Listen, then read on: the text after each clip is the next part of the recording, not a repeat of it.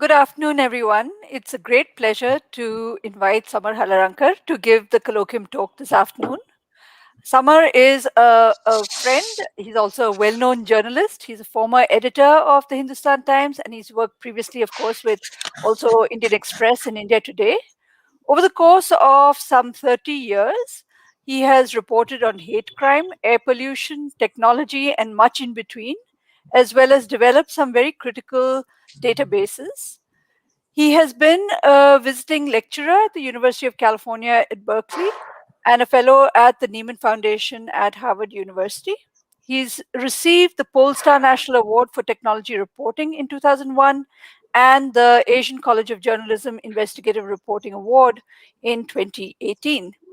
He's currently one of the co-founders and editors of Article 14, a website focused on issues related to the rule of law in India. And lastly, he's also an enthusiastic cook and has written a cookbook that issues from his love of good food and feeding friends and family. Um, his talk today is titled Love-Jihad and the New India.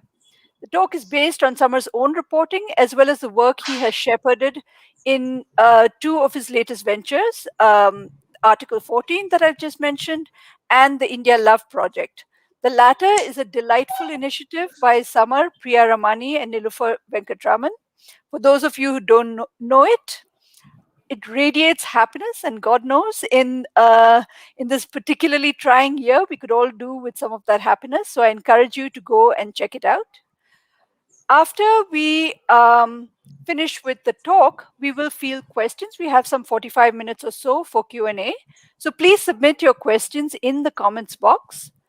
Samar, the floor is yours. Thank you, Gayatri. Thank you for having me here. And I have to say first, since she brought up the topic of cooking, that she's a far better cook than I am. And I can testify to that. Okay, so this talk is very well timed for a number of reasons. The first being that yesterday the Supreme Court of India said that family and community cannot stop a couple in love from living with and being with one another. This is a very simple fact, but the fact that this simple fact has to be forever restated by the courts indicates how difficult it is for a couple in love to do just that, just fall in love and be together. It was only, I think, in November, the calculations that we had made, in November alone, I think, the Allahabad High Court reunited about 65 couples separated by the police, their families, and other authorities, so to say. UP, of course, is one of 4 states that have now have so-called Love-Jihad laws, which are unconstitutional, I have to point out, and we have done quite a lot of work on this. They violate a number of fundamental issues, articles, and a little more than poorly veiled attempts to stop, essentially, Muslim men from marrying Hindu women. So we thought of India Love Project when this whole love jihad nonsense had started to move from the lunatic fringes, as I call them, to mainstream political discourse. There are now, I think, millions who believe love jihad is a real conspiracy, even though the government has told Parliament that there's no such evidence. The National Commission for Women, whose chairperson, by the way, goes around making allegations that love jihad exists and must be stopped. The National Commission of Women itself says no cases have come to its notice. The mainstreaming of this love jihad narrative and the criminalization of interfaith love has been possible for the same reason that hate speech and anti-Muslim bigotry have become so acceptable, normalized, and weaponized. All this has been made possible by the toxic use of social media, which has only clearly amplified and given clear voice to old prejudices. Now, Indian prejudices about caste, religion, and love are evident in census and other data that show that more than 90% of Indians marry within their caste. The data about interfaith marriages are not precise, but the estimates say that about 2.2% of Indians marry partners outside their religion. Now, we'll come back a bit to that. I think that 2.2% has possibly grown, certainly. And of course, this is not a statistical assumption, but very anecdotal based on the kind of entries that we have had at India Love Project. And I'll tell you a bit about India Love Project. I'm just trying to give you a perspective and the background to the work that we do at India Love Project. Why did we start India Love Project? Before I started, let me just play you a little ad. If I have mastered this screen saving business, that will give you an idea, a very quick, brief idea of what it is. Let me try to play it for you right now.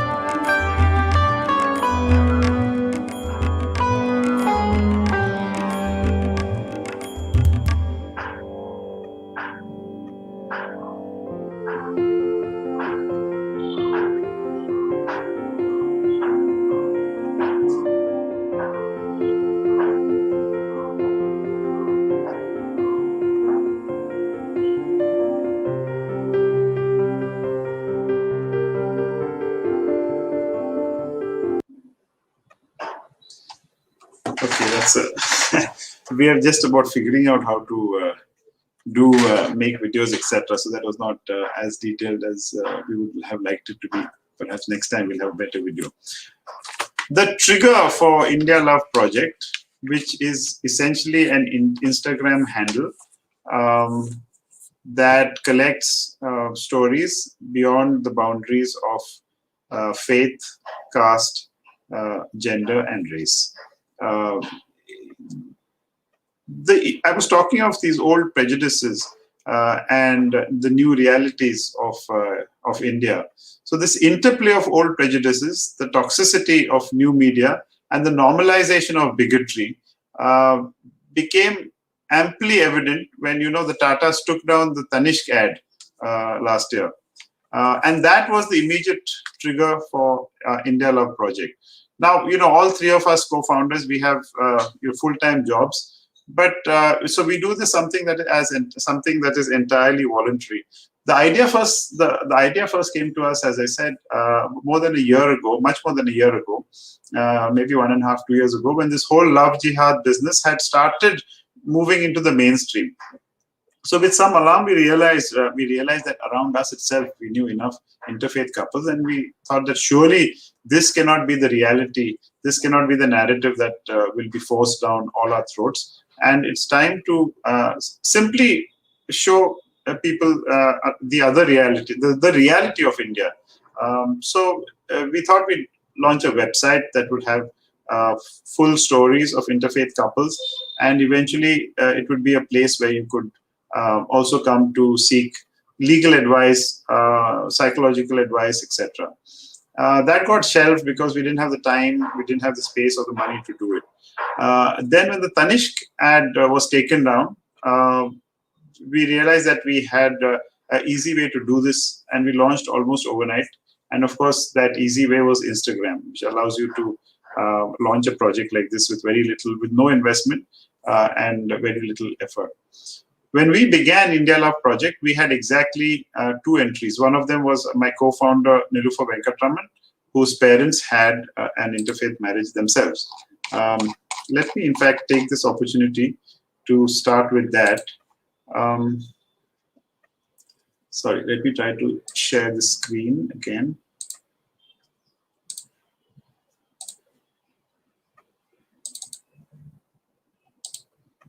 Yeah, is it, can you see it?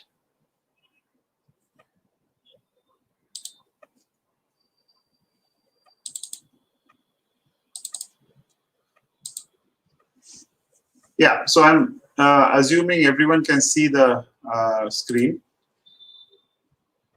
So this is Bhaktavar Master and S. Venkatraman, who are the parents of Nilufer Venkatraman. my co-founder. They got married back in 1958, and she was, studying at St. Xavier's College in Mumbai, and he was 9 years older, working for an airline, and they had fallen deeply in love. Her family disapproved. He didn't have an immediate family. One morning, she just left home and told her mother she wasn't coming that night, and they got married. And they intentionally gave their children Parsi first names and Tamilian last names so that they could be, as she said, proud of both their identities. And they had a wonderful marriage, and they sheltered many interfaith couples. The only thing that they said was that anyone has taken a dowry, please don't come to us for help. So this was Bhaktavar, Master, and Mr. Venkatraman. A wonderful story. So this was our first. And the second was a friend of ours, Natasha Badwar and Mirza Afsar Beg, and a Hindu-Muslim couple. We began with these two stories. That's about it. The day we started running these, we started instantly, people started writing to us saying, how about sharing our stories? And then it just flowed on and on and on and on and on, really. Last week we completed about 100 entries there. So there are 100 stories out there. And as of today, we have more than 36,000 followers. And every about 6-7 days, that number goes up by 1,000. And they're just flooding us. Currently, our problem is that we are finding it difficult to cope with the flood of stories that is coming in. There's some interesting things, some themes that we found about these stories that appear to reflect India's realities as well. One of the things is that there are two distinct kind of couples here. There are one, of course, there are people whose parents have, whose children, have written about their parents. And that is most interesting because obviously there have been interfaith couples, interfaith marriages for some time in India. But the thing is that many of them have not been as prominent as they are now. And as for the others, who are young people who are getting married now, many of them have clearly told us that we have not shared the story before, but we want to share this. And they want to share this because they want to combat the whole Love-Jihad narrative that is going around. So that has been remarkable, of people saying that we didn't really want to share our stories until now, but now we have just talked about this and we really want you to share our story. So that has been amazing. The other thing that we have found is that in many of the older couples, the barriers at that point of time seem to have been far more formidable. But once they had gotten married, acceptance seems to have been easy. There was nobody to hound them at that point of time. This is what we have gathered. Also, many of these stories that we have are, many people write to us and say, in fact, write every day and say, oh, we love to see this first thing in the morning. It makes me feel good, etc. But the point is, behind all these stories, there has been a big struggle, almost all of them. And these are small stories, they're 180 to 200 words, but within the stories, there is always a sentence there which says, it took us 4 years to get acceptance. It took us 7 years to get acceptance. So these happy pictures that you see are the end products of what are substantially long and in many cases challenging journeys. I want to just run you through Salma Siddiqui and Krishan Chandar's story to illustrate, to give you an example of some of the radical stories that we have had submitted by children about their parents. Now, Salma Siddiqui was a mother of three. And he was, Krishan Chandar was a poet. And these were the days of Nehruvian idealism.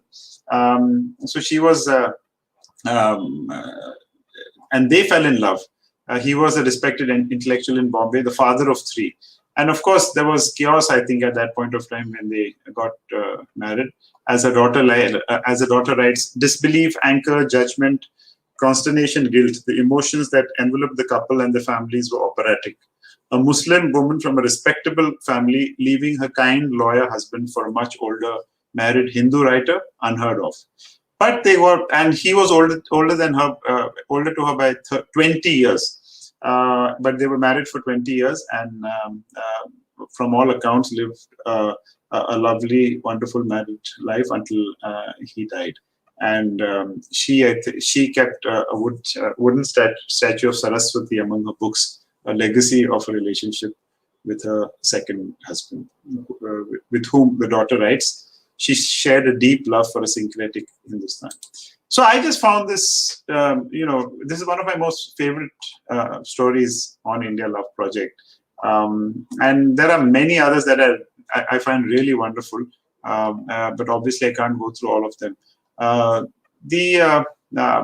Many people ask us that obviously many of them appear to be, middle class families or above, and that is true. That is self-selection here, simply because only those who read this, who can, who have Instagram and see all this and read all this, can send it. But we know for a fact that there are stories out in non-English speaking India as well. And we would like to do this. We would like nothing more than to do this in many other languages. But right now we are constrained by the fact that this is running entirely from our own finances and effort. There is no external financing for this. This is entirely voluntary. Even so, there have been some stories that we have managed to get, because every time we've gone in and found some, there have been some amazing stories. For example, there's this story, Tanzila, Iqbal, and Mohit Kumar. They were both studying in the same college in Ranchi, and they got chatting on Facebook. And then there was no question, they said, of getting married, because he is a Yadav, and Yadavs don't like Muslims at all, as she wrote. Well, she didn't write we interviewed her, and she told us her story. They eloped, they got married, the families found out, the fathers came and dragged them back forcibly and began planning her marriage to a much older man. They eloped again and stayed in a safe house for a few months. They have a son. Her family talks to them, but his family has not. Now, they've really had a lot of financial struggle. In fact, in between they asked us if anyone can help them with a proper job, etc. But the point is, these stories are there, and they continue to lead their lives. There are transnational stories, some lovely transnational stories. There are some gay couples as well. And there are just some remarkable stories, like, for example, this one, Madolis, Paryat, and Mohammed Ghafoor. This is about 100 years old, and this was the only photograph that was available. The person who wrote it didn't want to be identified, but she said, I have to share this story about her great-grandparents. He came from West Punjab, undivided West Punjab, and she was from a Khasi clan in Shillong. They married in the 1920s. They were both previously married. She already had a daughter who he adopted, and as she said, I think the story tells us something very important, that even 100 years ago, the identity of being Indian was immensely complex, and that interfaith relationships are not political phenomena meant to be vilified. So like this, it goes on and on. I'm just trying to find one or two other stories that really show how deep interfaith love has spread. Let me just see.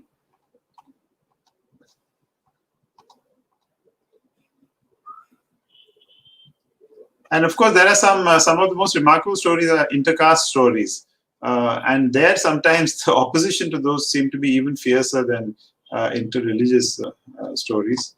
And the one thing again that we have found in all these modern interfaith, intercaste love stories is that they have all met at work. They've met in educational institutions, and this is why I think this tide cannot be stemmed, regardless of the kind of opposition that governments throw up. This cannot be stemmed because India has become is a very young nation, and there are millions of young people out in workplaces, in educational institutions. But and they're going to meet, even though many children carry over the prejudices of their parents. There are a whole lot that do not, and they are going to meet. They're going to become friends, and they're going to fall in love. There's no question about that. Given that fact, here's another one I wanted to talk to you about. Mohit Nagar and Amrit Malik, young people again from a small town. We didn't identify the town here, just in case they don't to stop anyone from trying to harass them. But basically, they were neighbors. His father had a medical store, and she used to come there. They met. They had started talking, exchanged phone numbers. But again, a Hindu-Muslim love story. She is Muslim, he's Hindu. And the family found out, they beat her. Phones were taken away, weren't allowed to go out. Again, they tried to get her married off. She refused. And they tried to talk to their families before choosing a court marriage. Both sides opposed, saying that this would bring be'izzati or dishonor.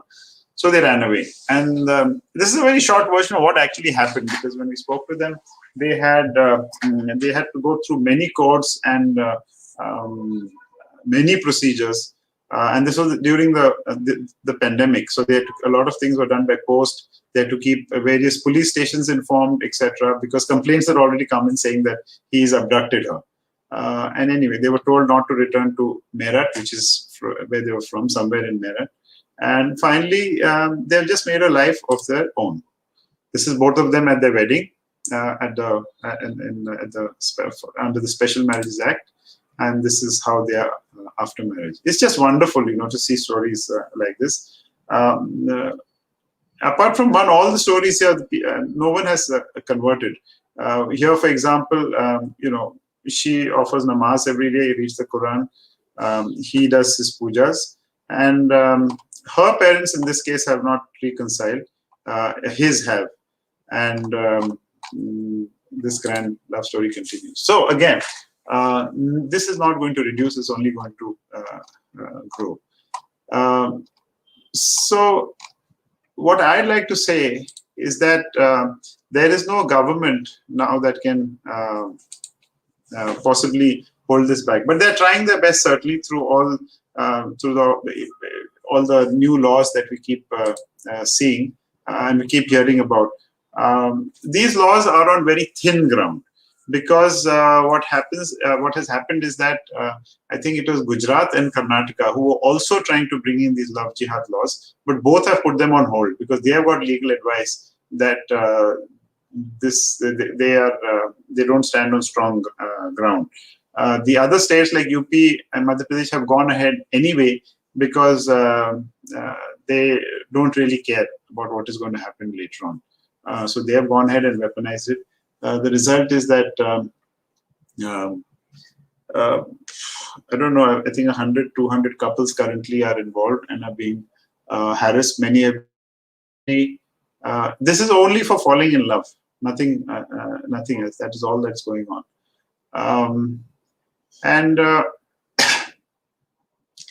I said, this breakdown of hierarchies, I think, is going to continue. And the breakdown of hierarchies is something that Dr. Ambedkar had referred to, and he had espoused the belief that intercaste marriages would be the first step towards breaking caste hierarchies. So that's underway, but it's far, far slower than Dr. Ambedkar might have wanted. There is, as I said, still widespread resistance. The majority of marriages, as I've said, are still within caste. There's a long, long way to go. But I think there is no better way to counter a narrative that is fake with something that is real. And there is really nothing more real than the stories that we are being that are being shared here in India Love Project. I'd be happy to take questions at any point of time. Um, uh, I've said pretty much all I've wanted to say. I'm very happy to take them. Um, do let me know. And if you want to see some more stories, of course, I'm happy to run you through those stories as well.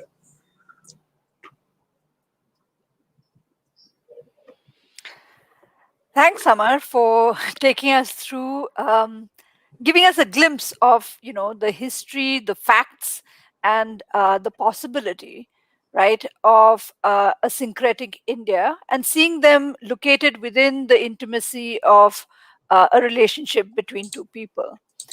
Um, this project that you've embarked on actually, collecting the facts of love is quite an interesting one, um, because when you think of love, you don't really think of a kind of a fact evidence based analysis, right?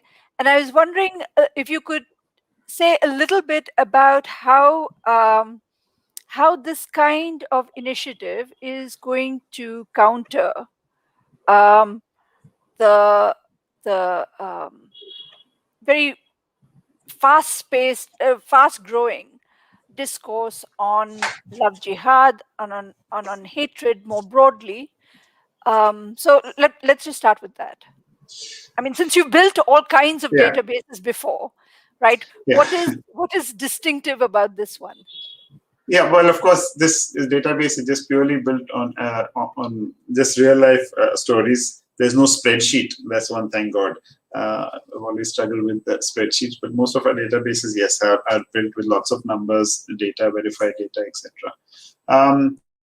It's been refreshing in that sense, building this database simply because it's just this collection of lovely photographs and lovely stories.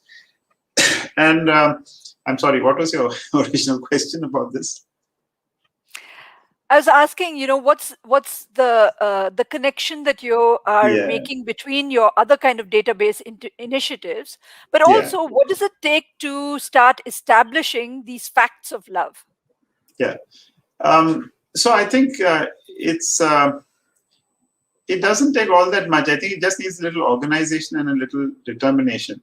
And I think one of the things that we've managed to show by doing this is that we have found that it's very difficult for there are enough trolls and there are enough haters out there, and how the swarms descend on anything that has to do with unity, with secularism, with interfaith relationships, etc.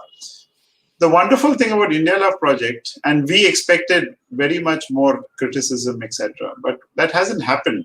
What has happened is that I think I can count on my fingers the number of trolls who come in every day. And now we have had thousands and thousands upon thousands of comments. Every day, if you open any of those, you'll find any number of comments. The trolls are, in total, all of them who have descended here, I would say less than 10, perhaps less than 8 in number. Is the same few hardcore characters who come up there and are ranting and raving, saying things like, oh, you don't care about the invaders 1,000 years ago, etc. You are slaves still, etc. Random frothing at the mouth with no reason, with no rationale whatsoever. So I think it's quite heartening to see that the kind of arguments there are no arguments whatsoever, because and many of the couples often I can see are answering some of these people themselves. Then some of them say, "Oh, you're Marwadis." Anyway, Marwadis have are fine with giving their daughters away to the invaders.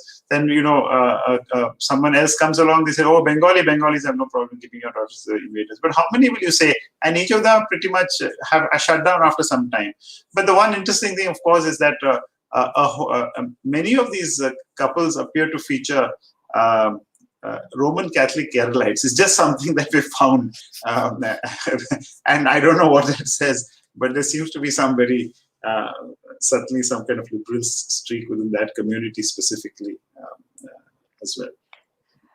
What is the, you alluded to it kind of very briefly, but what are the what is the distinctiveness that you're seeing between interfaith and intercaste relationships? Is there a similar story, or is there something particularly distinctive? They actually kind of mirror each other, and that has been kind of interesting because we've always been, we know that caste plays as important a role as it did many decades ago. But it's interesting to see how intransigent caste still is, and the barriers are as much as those that are erected between interfaith marriages. There was one couple where she is Brahmin and he is scheduled caste, and the question of marriage didn't even arise. At least some of the interfaith marriages have gone and spoken to the parents. They said there wasn't even a hope that they would get approval. So what they did was they were very young. They went out and got married. They bribed the registrar not to have their name put up on the notice board. Under the Special Marriages Act, they're supposed to be put up in the notice board that these two are intend to get married. If anyone has objections, please make them known. And that has been one of the great criticisms about the Special Marriages Act. So they went ahead, got married quietly, and came back home and continued living their lives. And every day she would drop some of her stuff over the compound wall. They were neighbors, I think. Yeah, this was in Shillong or Guwahati, I'm not sure where. And he kept collecting them until one day they had enough, and then they finally ran away from home. But in many of these intercaste couples, we have found that there is virulent opposition.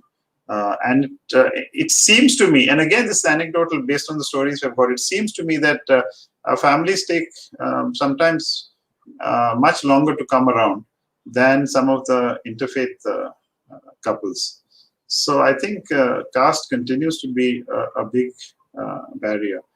The other interesting thing I might point out at this point, I just fleetingly touched on it, has been the question of gay couples.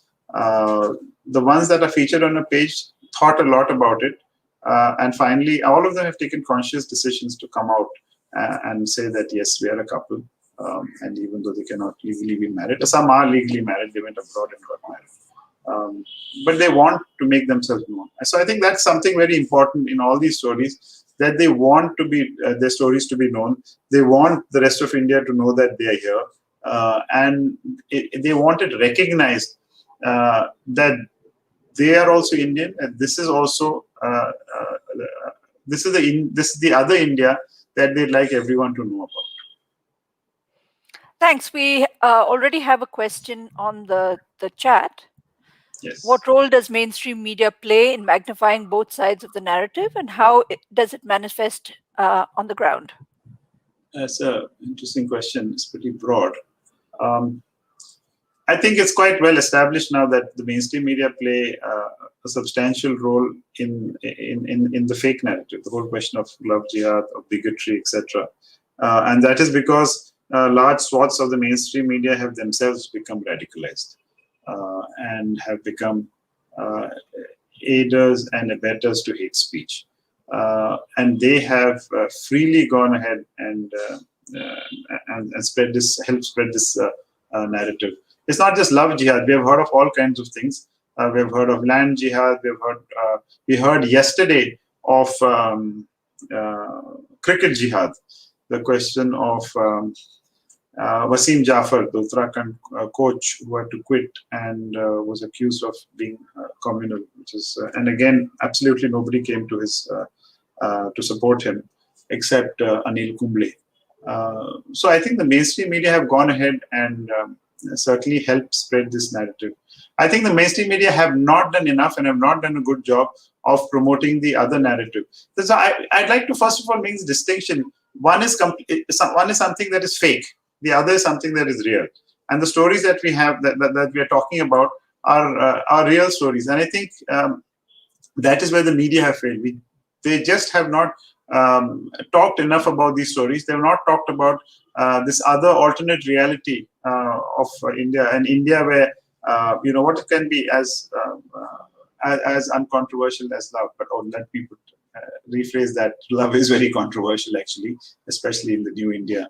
But the point is that the possibilities of togetherness, the possibilities of unity, and the possibilities of love, and what it can bring our lives, how it can enrich our lives, that just simply isn't talked about enough in the media.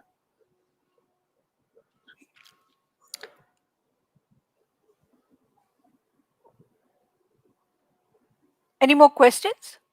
Yeah, there are Sorry. quite a few. I can Yeah, see yeah, some. Should I yeah. pick them? Sure. Yeah, so Amit Yadav is asking, what are your thoughts about the religious laws? Both don't allow interreligious marriage, and one has to convert to respective religion before marriage, except Hinduism. So, this is why we have a Special Marriages Act. The Special Marriages Act allows you to get married regardless of your religion. It doesn't really matter. And this doesn't really matter. I'm no expert on the personal laws of different religions, whether it's Christianity, Islam, or Hinduism. But the point is, Hindus and all Indians, whether they're Christians, or Muslim, or Hindus, the majority oppose any kind of interfaith marriages, and in the case of Hindus, intercaste marriages as well. But the point is, this is why the Special Marriages Act exists. And getting into the whole question of a universal civil code and of reforming marriage law, etc., is a whole different idea itself. I don't see how the current government can even hope to do it, or any government without any kind of major controversy. The Special Marriages Act, it is the Special Marriages Act that requires reform.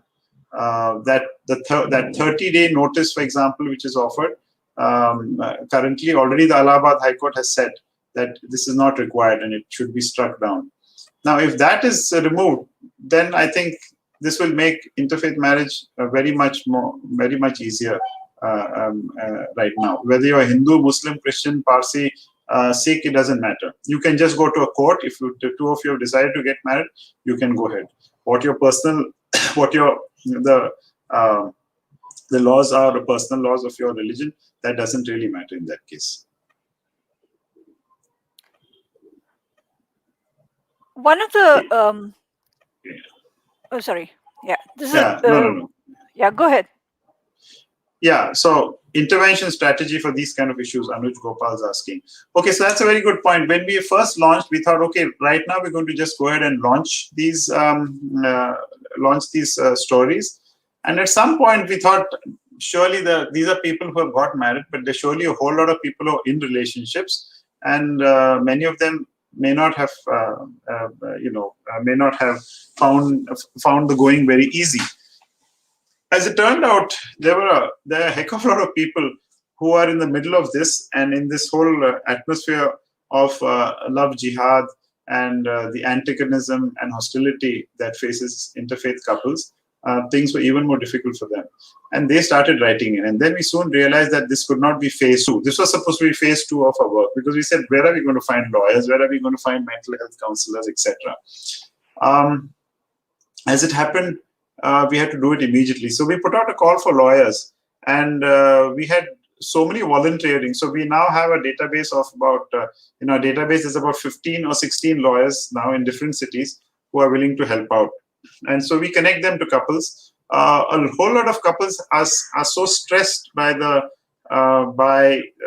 simply so stressed by having to have an interfaith relationship or intercaste relationship, that they said, can we just talk to someone? We are under great stress. So we have at least 2 or 3 organizations or individual mental health counselors, and we've directed quite a few couples or people to them as well. I'll just show you some, and in fact, we've had some special events around these with these new partners of ours. There is, for example, there's this. Sorry, I have to share screen again. One of the couples Sorry, share screen. One of the couples in our in the India Love project is a lawyer, and she said that listen, this we really like to tell people about the Special Marriages Act. So she did this lovely little piece about what you need to do. Because many questions were coming: how do we use Special Marriages Act? What are we supposed to do, etc. So we have now collected many of these things at one spot. So Sadaf Chaudhary, who is one of the couples featured on this page, has been advising people on how to use the Special Marriages Act. Also, many of the couples have said that, listen, if there are others like us and want simply someone to talk to about how we did it and how we went through this, please connect them to us. So we've been doing a lot of that as well. Some people want specific mental health counseling. Some people are happy to just talk to others who have been in similar situations. So this is the kind of things that we have, in fact, on the site already. There have been special workshops again with our partners. The Listeners Collective has done a lot of very good work with us on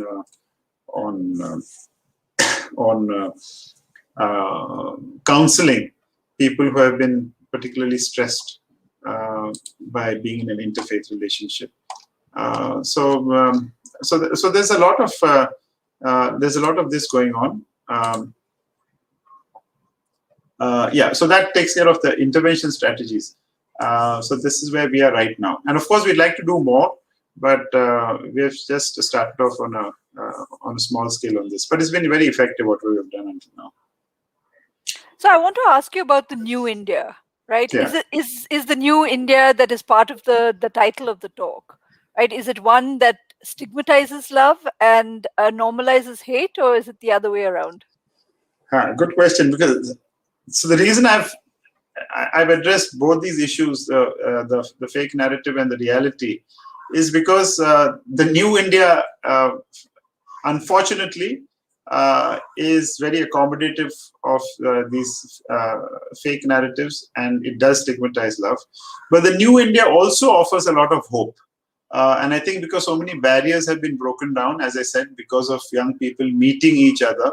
And I think the greatest antidote to hate is simply talking, meeting each other, living with one another, etc. For example, certainly you live and I live in very multicultural neighborhoods, and overall you can just see that the level of antagonism is so much lesser simply because people are meeting each other, live in the same buildings, they're neighbors, they share festivals, etc. It makes a huge difference. So New India offers, I think, a lot of hope. There is a lot to be depressed about, but there's a lot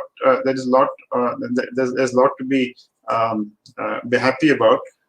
It's just that the stories of hope need to get out there, and we hope that India Love Project can, in some small way, spur these hopes of the New India that we all like to see.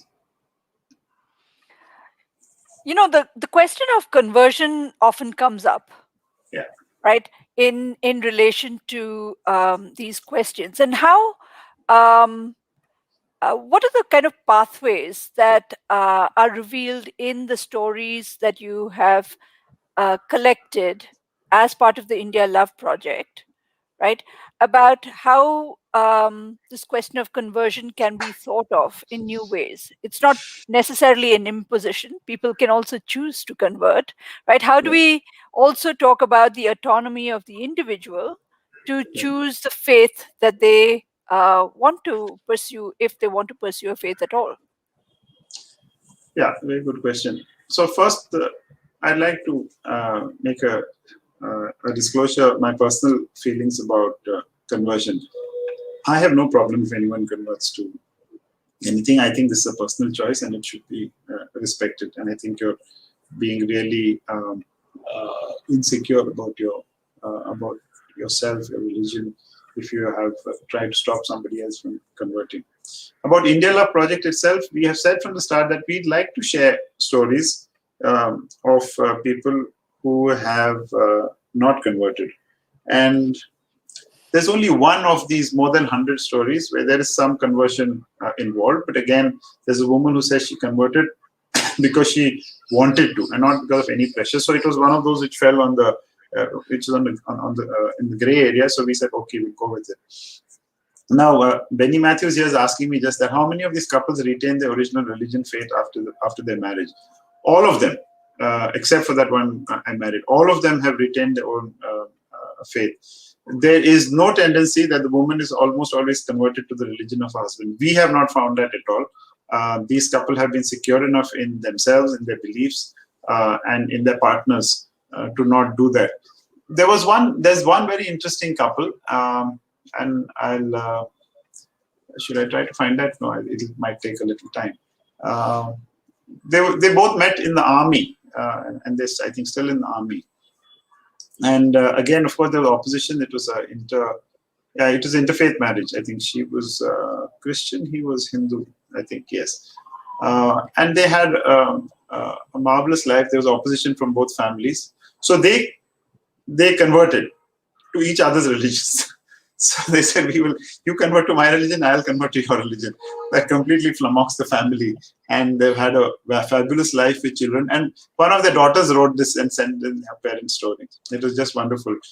So I think this offers, this goes beyond conversion. It completely shows. And the other common theme that we're finding over and over and over again is in children, that sometimes they have names that come from one religion. Very often they're just syncretic names. And sometimes, and all the children, especially who have written, say that we have had this wonderful life because we've been brought up in two cultures and we love both our cultures. And most of these parents say that, it's up to them to choose a faith. But most of them turn out to choose both faiths. This is what we found. So like if there is a Hindu and the Muslim, there are so many stories that we have where the children are following both faiths.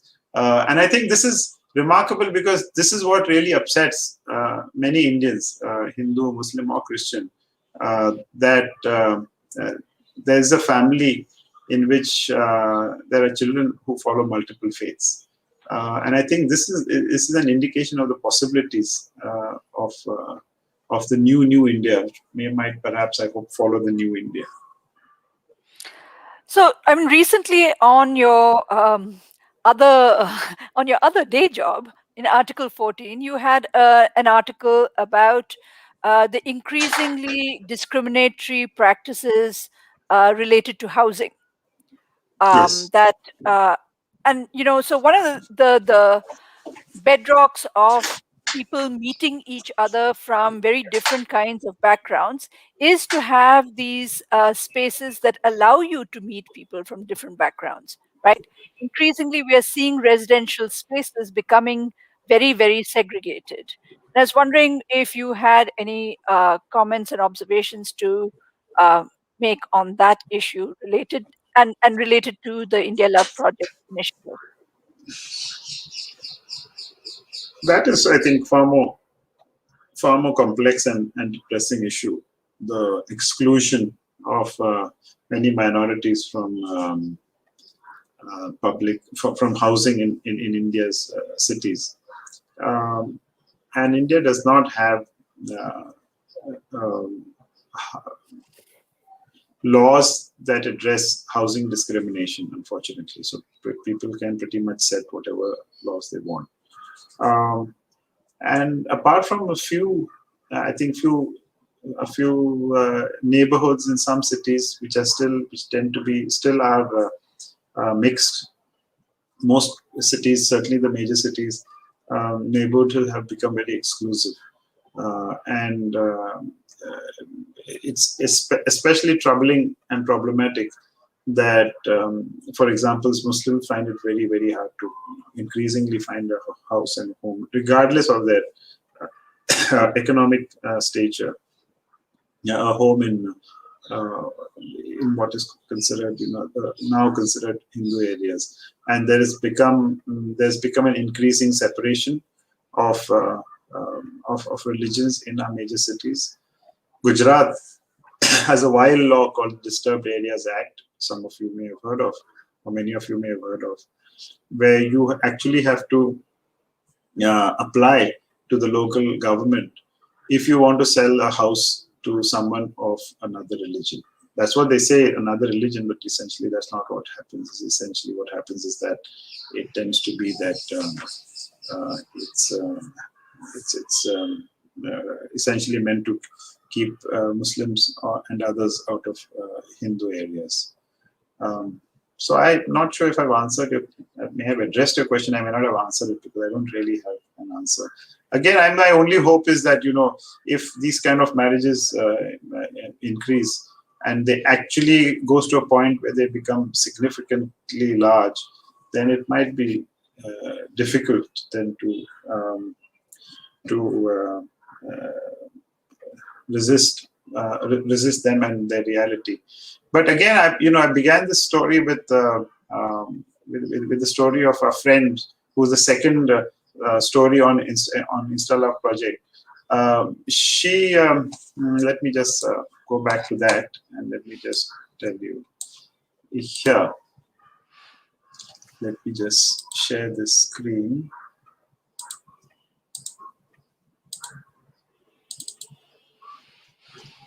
Yeah. I've told you about this Natasha Badwar and Mirza Afzal Beg. Just a marvelous, really a marvelous story, and it's a very heartwarming story. But when we ran this piece on housing discrimination, which we have run yesterday and today, she popped up on Natasha Badwar popped up on Twitter, and let me try to find that for you. This is what she had to say. I'll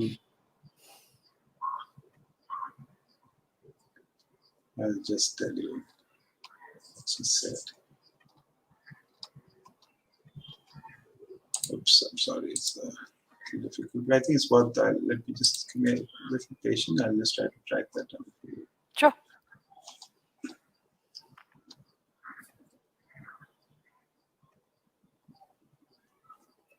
A whole lot of people have written and saying that we've experienced exactly the same thing. Even though it's known, I think it's just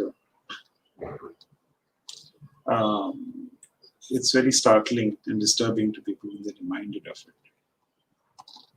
Mm-hmm.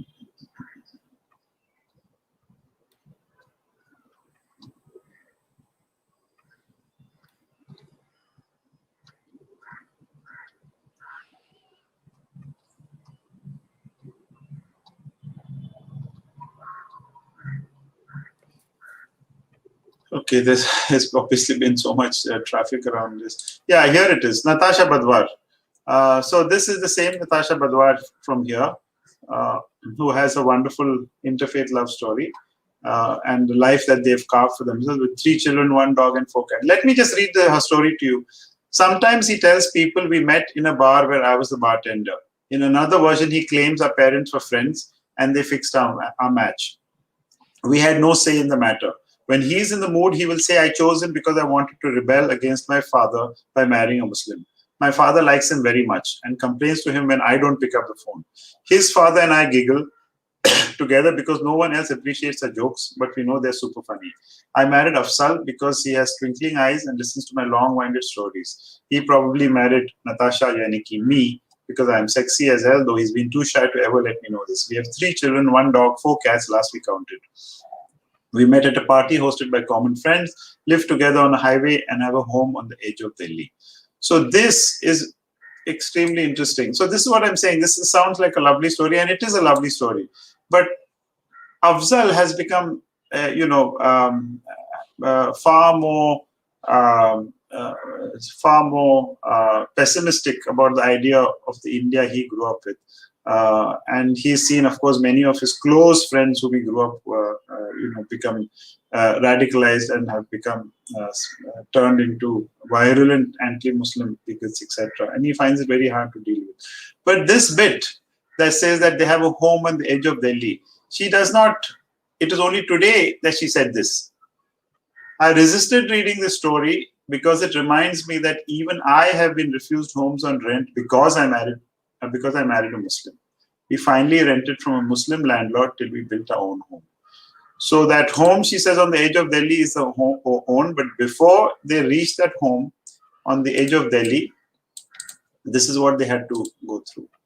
So I think, I think it's tragic, and it's also remarkable that all of these people remain so positive, despite having encountered the realities of modern India. And many of them have had this problem of housing, even if they are an interfaith couple.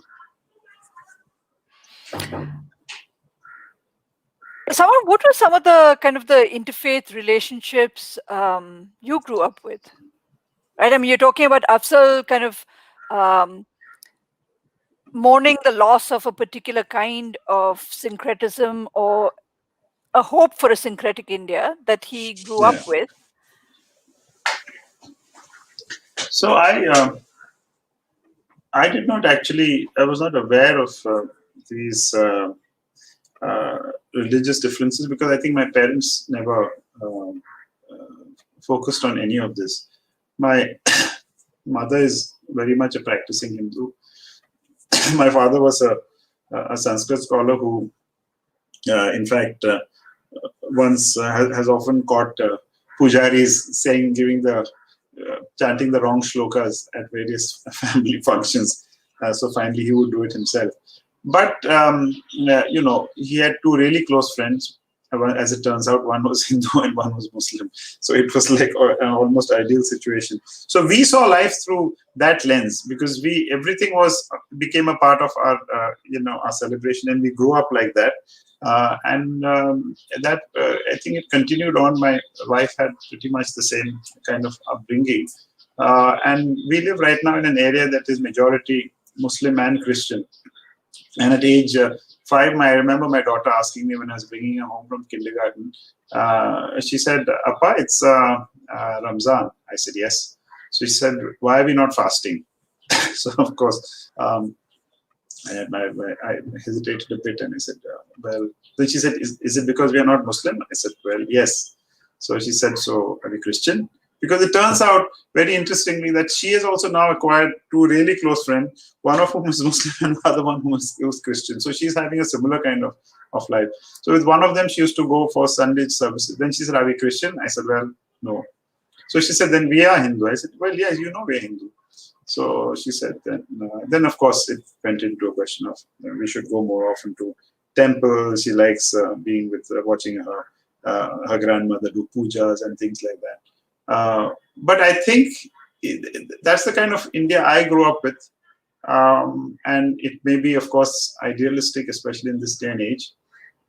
But I think that's an ideal that's worth striving for, even if you What can't role do achieve you it. think class plays in that? Class plays, I think, a not inconsiderable role, but I think it is not. Uh, it's not as important a role as we might imagine. Because the interesting thing is that I can see around me interfaith marriages of people who have not had too much of an education, etc. And acceptance there has been no easier or no difficult than you see it in other parts of India. I found it was only after 2 years I found that my father had a driver, and I found that he's Christian and he's married to a Muslim woman. And we found quite a few of these interfaith marriages around us. So I think the role of class and education is overplayed in these discussions. But I want to just circle back to this question of proximity, right? Of heterogeneous neighborhoods. I mean, we'd like to think that these heterogeneous neighborhoods would engender kind of a loving relationship between neighbors, right? But we've also seen in recent times that living next to each other or being a neighbor is not necessarily a guarantee that you won't turn on your neighbor, right? And I was wondering if you might have some thoughts on that. No, you're absolutely right, and there is absolutely no guarantee that you won't turn on a neighbor. That has a lot to do with your own beliefs, how we were brought up, etc. No, there's no such guarantee. But I imagine the chances that you might hold prejudiced views would reduce if you live in this kind of heterogeneous neighborhood. And I think there is some research to point to that as well, certainly. But there is no guarantee, of course. I agree with you on that. But I think it's just that it just makes us just feel better about ourselves and makes us more accepting if we have people growing up around us who are not like us. There's a question here. Should I address it about the Supreme Court being silent?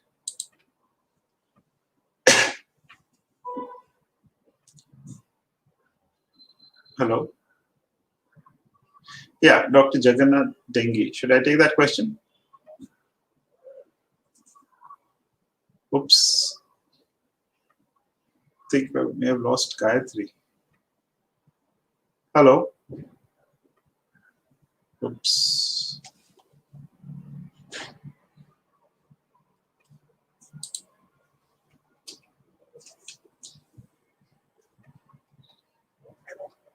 Sorry, I think we lost Gayatri. I don't even know if I'm online any longer.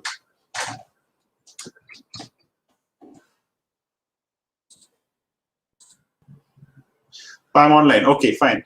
So Dr. Jagannath Dengi is asking, why is the Supreme Court being silent when 3 states of our nation have laws that go against India's constitutional ethos by criminalizing interfaith love? So I think this has to be taken up seriously by the Supreme Court because there are clearly problems with these laws. There are many parts of this law that go against the Constitution, and I think from all that I hear, they will not stand if they're put through serious constitutional scrutiny. Now, I am a little wary of the term serious constitutional scrutiny because the fact is that the Supreme Court has not exactly covered itself with glory of late in following the tenets of the Constitution. So I would not like to, of course, give a blanket declarations of what the Supreme Court might do. But I would be a little pessimistic about the Supreme Court intervening on this matter. But I think, of course, someone has to take this up to the Supreme Court first. And if I'm not mistaken, there may already have been, there may be a petition, perhaps, I'm not so sure. But it requires very close constitutional and judicial scrutiny, these laws. They absolutely do not make constitutional sense at all. Gayatri, you're back. Yeah, sorry about that. All right. So what's next for the India Love project? Oh, I don't know. We'd like to certainly like to expand it into other languages. I think that is our holy grail is to first. The main thing is to move it into Hindi first, because it's in the Hindi belt, in the Hindi-speaking belt, that the real challenges, I believe, lie. It's not that they're not there elsewhere, but I think the normalization of hate around the question of interfaith marriage and intercaste marriage is more pronounced than in the Hindi belt than anywhere else, and it has become firmly part of the political discourse in those areas. So we'd very much like to take it into other languages, but for that we'd have to figure out how we can raise money and how we can do this and expand, etc. Because as I said, right now there is just 3 of us, 3 + 1, 4, who's a young college student who helps us out. and that's about it. So it's quite hectic because these stories keep coming in. They have to be edited. Some of them are really well written. They don't have to be edited, but we have to run through photographs. We have to get it in shape, and then every morning at 8 o'clock, um, someone has to post a story. And now expectations are so high, we can't miss even a day. So we're posting every day, 7 days a week, posting those stories. The interesting thing is there are a lot of proposals for collaborations. So we're just again running through all of them. It's a little hard to keep track of all of them, but there are quite a few. But I have to tell you something, and of course I think they would not be particularly happy about this, but we certainly have to do this because it disturbed us a lot. It's something that happened just 2 days ago. A UN agency, and I won't name the agency, a UN agency came to us and said that we'd very much like to do these little, we'd like to collaborate with you because we'd like to take some of these stories and do these little like vignettes, postcards of love, etc. We said, okay, that sounds fantastic. So they did some really nice creatives, and they said we'd like a couple with disability, gay couple, etc. So we said, sure, we did all that. And then we said, okay, these are all really nice, but we need to put in at least one interfaith couple, right? And then taken a Christian couple and a Hindu couple, etc. But I said the main thing in India, the narrative, of course, is the whole question of a Hindu-Muslim couple. So then they said, very frankly, we don't want to get into any kind of hassles with the government. So we said, how does putting in a love story get you into hassles with the government? So they said, no, we just don't want any kind of hassles. So I said, that is a reflection, I think, of the kind of pressures that exist and the unstated and the unstated pressure about the fact that even though there is no evidence of this whole Love-Jihad nonsense, the government of the day actually would like to would not like this idea of interfaith love and interfaith amity to be publicized. So these guys kind of pre-censored, were exercising some kind of pre-censorship and saying that we just don't want to do a Hindu-Muslim couple. It came down to that. So we said, in that case, we backed out. We said, we'd rather not do it because we will not be true to our founding principles. And then, of course, we said, we are certainly not being true to the founding principles of the United Nations if you want to do this. But that's the kind of fear that exists right now. And that's the atmosphere we live in. Right.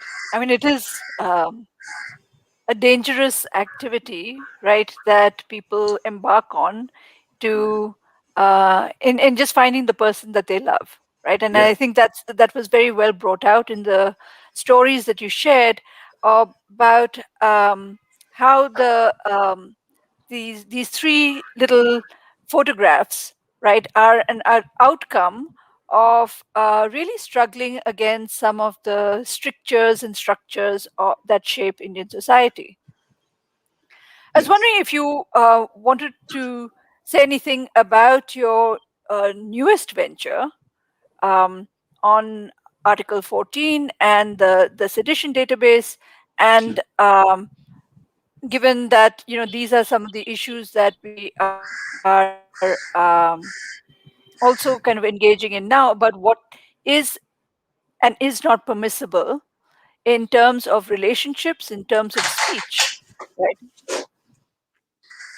Um, And we also have a question here. The center yeah. argued against the removal of the public objection clause in SMA. The 30-day public notice anyway is often abused by the state machinery. How can we protect this law from the state itself? Yeah. So let me address that first. Um, the 30-day public notice is commonly being abused now by the state machinery in cahoots with vigilante groups. There's no question about that. That's quite clear how they're making use of this 30-day notice to gather opposition to somehow try to break these marriages before they can come to fruition. That's a very good question. How can we protect this law from the state itself? The only way to protect it from the state itself is to have the law removed. And the Allahabad High Court, of course, has said that you do not need that 30-day notice. So as far as I know, you actually don't need it now, ever since that judgment came out. So I don't know where it stands right now. I think, as far as I know, you don't need the notice any longer, according to that judgment. That's the only way to get it out. There's another question. Should I take that? Yeah. Benny. Has there been a failure of education that led to people easily believe fake narratives like that? Yeah. This is actually a very there's a follow-up question also. Yeah. By the same person, right? Yeah. What role do you think education should play in inculcating the constitutional value of secularism, especially at the school level in our children? It sounds like a very simple question. It's really a very complicated question, and I think there's no easy answer. Has there been a failure of education? I certainly think there's been a failure of education. But aside from that, the fact is that some of the most bigoted people in India are highly educated. So that said, I think there has been a failure of education in the sense that we are perhaps teaching young people just the wrong things. We aren't laying enough emphasis on things that are really important, which is living with people like yourselves, how to respect, understand, and enjoy other cultures, and accept people who are not like yourself. So in that sense, yes. And in fact, unfortunately, what's happening is that education is going the other way, because in a lot of states, the textbooks are being changed again to emphasize these differences instead of focusing on commonalities. For example, the whole question of to inculcate the values, constitutional values of secularism in schools. I think something like interfaith marriage, interfaith relationships, all these, I think, are living examples of secular principles and of secular life. And these, I think, unless these find their way into our curricula, this is not going to change.